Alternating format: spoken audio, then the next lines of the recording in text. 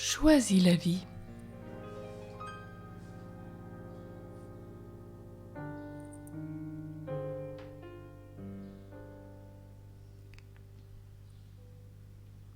Au XIIIe siècle, Marco Polo écrivit son livre des merveilles du monde. Après un séjour de 16 ans en Mongolie au service de l'empereur Kubilai. Ce récit écrit en français fit le tour de la Méditerranée et accrédita le mythe d'un Extrême-Orient fabuleusement riche. Quant à moi, que pourrais-je écrire dans mon cahier des merveilles qui puisse enchanter le lecteur? Quel prodige pourrais-je me vanter d'avoir vu? De quelle richesse inattendue ai-je été le spectateur ébloui? Mes prodiges sont ordinaires, quotidiens, sans éclat. Ce sont des grâces reçues, toutes simples, qui ne sont essentielles que pour moi seul, car elles ne sont pas spectaculaires. Chacun de nous vit des expériences du merveilleux, de l'indicible. Ces expériences sont du domaine de l'intime, de l'extase, et sont difficiles à traduire en mots. Je les consigne au jour le jour dans mon cahier de merveilles pour m'en souvenir quand dans ma vie il fera froid, comme le chantait Georges Brassens. C'est peut-être un petit clin d'œil de mon ange gardien, le sentiment d'une présence bienfaisante, une protection demandée et reçue, une rencontre inespérée, des retrouvailles inattendues, des événements qui se mettent en place miraculeusement, des cadeaux de toutes sortes.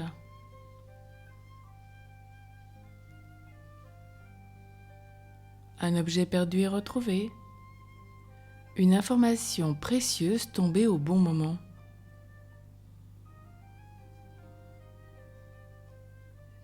La parole de Dieu reçue lors d'un sacrement, lors d'un temps de prière avec des frères et sœurs, de l'œuvre de Dieu qui s'accomplit en moi.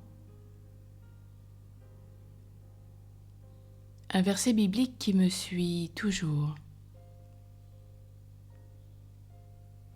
Je peux y ajouter des dessins, des photos de paysages qui m'ont ravi, de la musique, des chants qui m'ont bouleversé et qui évoquent des circonstances émouvantes ou lumineuses de ma vie.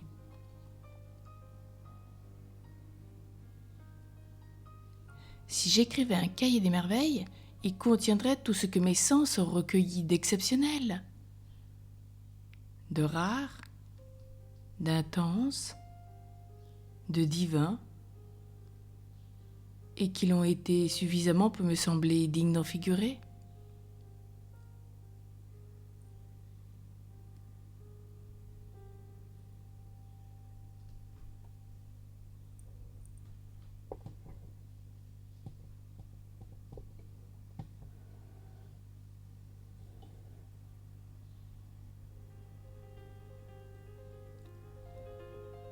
C'est peut-être aujourd'hui l'occasion de réaliser un cahier des merveilles. Combien il est essentiel pour chaque enfant de noter les événements merveilleux de sa vie depuis qu'il est né et de lui offrir, de longues années plus tard, que de souvenirs pour lui, que d'événements peut-être il a vécu, que de paroles il a pu donner de façon particulière.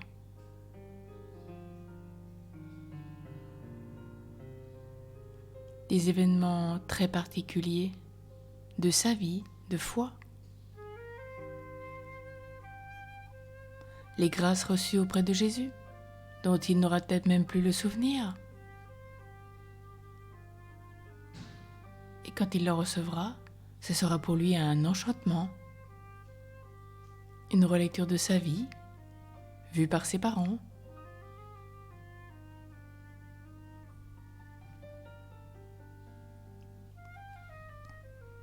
Et pour nous peut-être, l'essentiel de ce cahier de merveilles contient la parole de Dieu. Parole de Dieu reçue dans le sacrement de la confession, reçue dans l'accompagnement spirituel. Et quand on le relit, on se rend compte que Dieu a une façon de nous conduire, qu'il y a un fil conducteur à tous ces enseignements, à ce qui nous touche en profondeur. Et cette relecture est vitale parce qu'elle correspond à ce que Dieu désire nous montrer.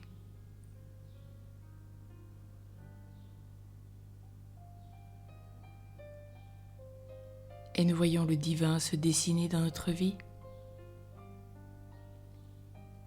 Et ce cahier des merveilles est merveilleux à lire ou à relire. Quand dans la foi nous sommes éprouvés, dans ces nuits des sens de la foi ou de l'esprit,